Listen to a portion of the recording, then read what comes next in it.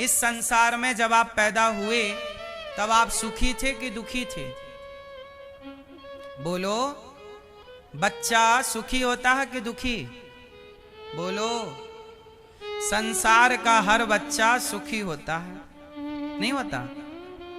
मतलब ईश्वर ने तो आपको सुखी बना के भेजा है। यदि दुखी बनाकर भेजता तो हर बच्चा दुखी होता। पर बच्चा तो बेचारा खुश है, सोते सोते भी हंसता है बच्चा। नहीं, संसार में सबसे सुखी कौन? बच्चे। जो कपड़े पहने हैं तो भी अच्छा, और नहीं पहने तो नंगे ही खुश। क्यों? नंगे खेलते रहते हैं, उन्हें कोई मतलब नहीं कि हमने कपड़े पहन रखे हैं या नहीं पहन रखे। बस भगवान ने सबको सुखी बनाकर भेजा है, लेकिन आप यहां आकर गलतियां करते हैं। क्या गलतियां? रावण सुखी था लंका में, लेकिन रावण ने गलती कर ली। सीता मां की तरफ देख लिया गलत नजरों से, और केवल देखा नहीं, जोर जबरदस्ती करने के लिए चला गया, उठा कर ले आया। यह रावण की गलती थी या नहीं? उत्तर दो। रावण ने सीता मां को चुराया, गलती थी। क्या हुआ? रावण का सर्वनाश हो गया। रावण लंका में खुश था। रावण जैसा खुश नसीब, रावण जैसा सुखी कौन होगा? लेकिन वो रावण गलती की करी, सीता मां को चुरा के ले आया। आप लोग भी गलतियां करने से बचो। भगवान किसी को दंड नहीं देते, लेकिन जब आप गलती करते हैं तो गलती करने पर हमारी सरकार भी, हमारा कानून भी दंड देता है। नहीं देता? हमारी कानून की व्यवस्था भी ऐसी है कि आप गलती करोगे तो हमारा कानून भी आपको दंड देगा, और ईश्वर का कानून भी दंड देगा। इसलिए कहता हूं, गलतियां ना करो। गलती किसे कहते हैं? पराई स्त्री को देखना, वो भी गलत नजर से, ये गलती है। आप लोग भी बहन बेटियों को गलत नजर से देखते हैं। आप लोग मतलब कुछ लोग, है ना? कोई बहन जा रही है, उसे छेड़ने लग जाते हैं कुछ लोग, गलत गलत बोलने लग जाते हैं कुछ लोग। बहन बेटियों को देखकर ना जाने क्या क्या लोग बोलते हैं।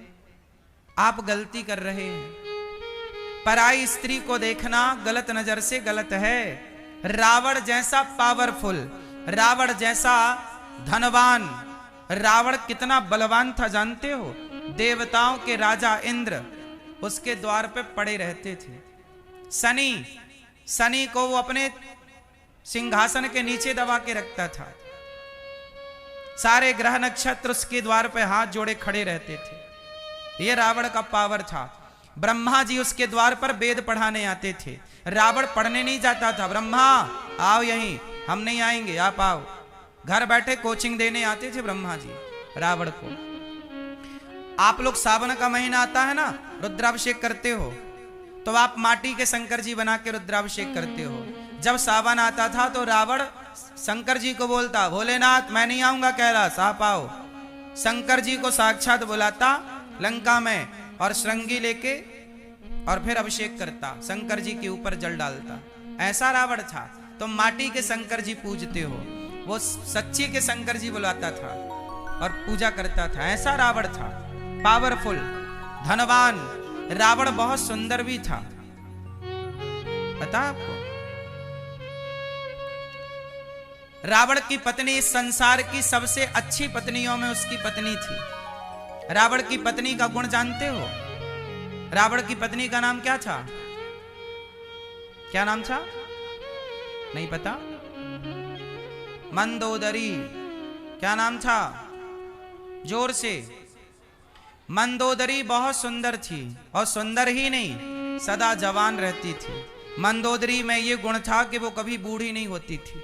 मंदोदरी हमेशा कुंवारी, जब चाहे अपने को कुंवारी कर लेती थी। पंच कन्याओं में एक कन्या थी मंदोदरी। रावण की पत्नी इतनी सुंदर थी मंदोदरी, जितनी सुंदर माता पार्वती थी। इतनी सुंदर मंदोदरी। और मंदोदरी का गुण, सदा जवान रहती थी, कन्या हो जाती थी, कुंवारी, 16-17 साल की ही रहती थी, ये समझो आप। वो 25 साल की कभी नहीं होती थी, सदा जवान। ऐसी पत्नी थी रावण की। संसार का हर सुख रावण के पास था, पर नाश हो गया। बताओ रावण का सर्वनाश क्यों हुआ? पराई स्त्री के चक्कर में। ये बात सही है कि गलत है? जोर से। रावण का सर्वनाश क्यों हुआ? जोर से। पराई स्त्री के चक्कर में। यदि पराई स्त्री के चक्कर में रावण का सर्वनाश हो सकता है, तो तेरा क्या हाल होगा रे कालिया?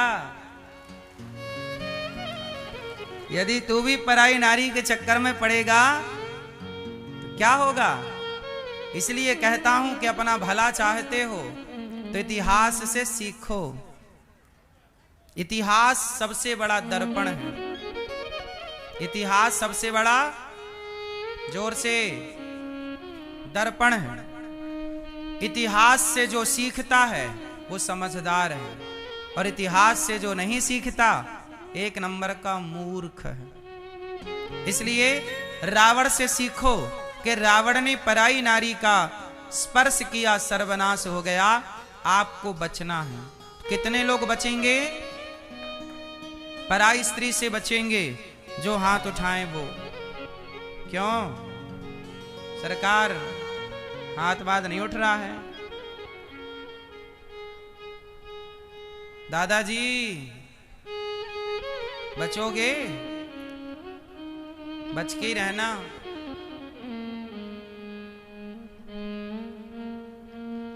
पराई स्त्री के चक्कर में पड़ गया रावण, सर्वनाश।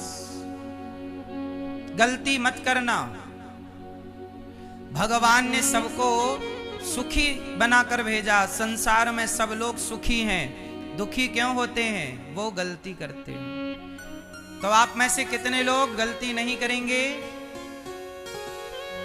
ये बात केवल पुरुषों के लिए नहीं है, स्त्रियों के लिए भी है। स्त्रियां भी अपने अपने पतियों को छोड़कर पराये के चक्कर में भाग रही हैं। कुछ सही है कि गलत है? फिर अपने वाले को तो ड्रम में पैक कर देती हैं, कुछ और पराये के संग, टपोरी के संग घूम रही हैं। ये कुछ स्त्रियों के लिए है, सबके लिए नहीं। गलती कोई ना करे, ना पुरुष गलती करे ना स्त्री। स्त्री भी सूपनखा का विवाह हो चुका था। पति का नाम था विद्युत जिह्वा। राम के पास आई, बोली आप बहुत सुंदर हैं। राम जी बोले क्या चाहती हो? तो सम पुरुष न मो सम नारी, ब्याह कर लो। राम जी बोले हमारा तो विवाह हो चुका, आपका हुआ कि नहीं? बोल रही है मैं तो कुंवारी हूं, जबकि शादीशुदा है। सूपनखा राम जी से कहती है विवाह कर लो। राम जी बोले हम नहीं करेंगे। लक्ष्मण जी के पास गई, आप कर लो। लक्ष्मण जी बोले हम तो राम के दास हैं, यदि हमसे विवाह करोगी तो हम तो राम के चरण दबाते हैं, आपको सीता मैया के पांव दबाने पड़ेंगे।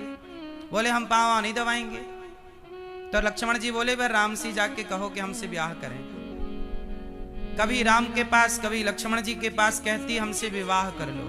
ना तो राम जी ने स्वीकार किया, ना तो लक्ष्मण जी ने स्वीकार किया। अच्छा, राम लक्ष्मण ने क्यों स्वीकार नहीं किया? जबकि सूपनखा तो बड़ी सूपनखा तो बड़ी सुंदर बन के आई ना। बड़ी सुंदर थी, वो भी सुंदर बन के आई थी नहीं, कर लिया उसने अपने को। माया जानती थी तो रूप रंग बदल लेती थी। बड़ी सुंदरी बनकर आई, लेकिन ना तो राम ने देखा उसकी ओर, ना तो लक्ष्मण जी ने देखा। क्यों? हम भारत के पुरुषों के संस्कार ही यही हैं कि हम पराई नारी को देखते ही नहीं आंख उठा करके।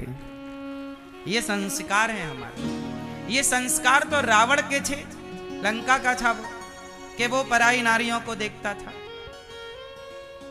इसलिए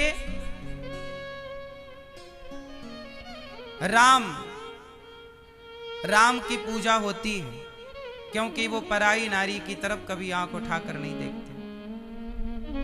तो आप लोग रावण की तरह बनना पसंद करोगे कि राम की तरह? सूपनखा की तरह बनना पसंद करोगी कि सीता मैया की तरह? अच्छा ये बताओ, आप स्वतंत्र होना चाहते हैं कि नहीं? क्यों मैया? ओ लाल मैया, देखो कैसे सिर घुमाए के पंचायत चल रही है। मैया, ओ मेरी मां, सुन लो, आप लोगों को स्वतंत्रता चाहिए कि नहीं? किस किस को स्वतंत्र होना है? कोई रोक टोक ना हो, ना हमें माँ रोके ना बाप रोके, हमारा जो मन करे वो हम करें। कितने लोग स्वतंत्र होना चाहते हैं? कोई रोक टोक नहीं। कितने लोग स्वतंत्र होना चाहते हैं? आप स्वतंत्र होना चाहते हैं? किससे?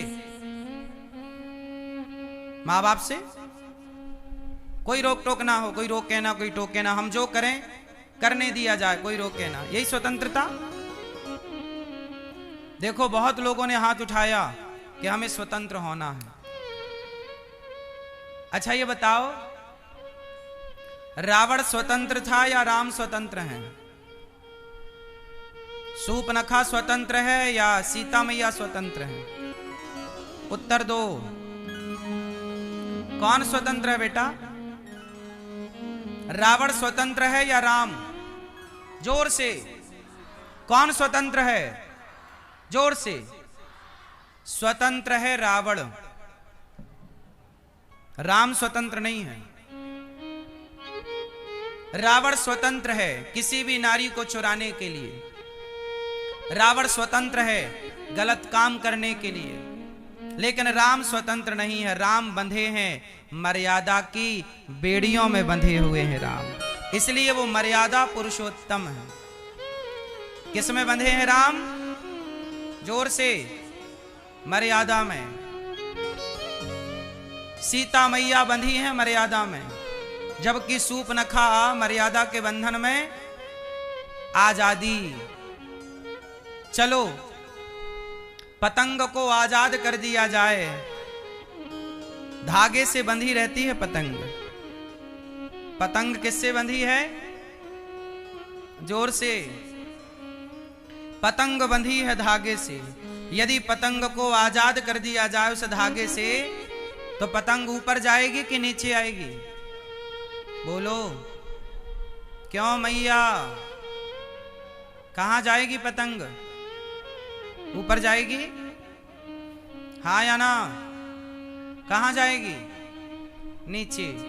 पतंग धागे से बंधी होती है ना, तो ऊपर जाती है, और धागा कट जाए टूट जाए तो पतंग।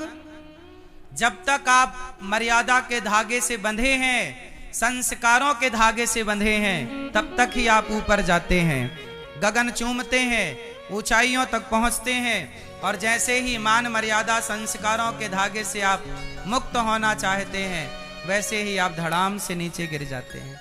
इसलिए परिस्थितियां कैसी भी हों, पर मर्यादा के बंधन को तोड़िए मत।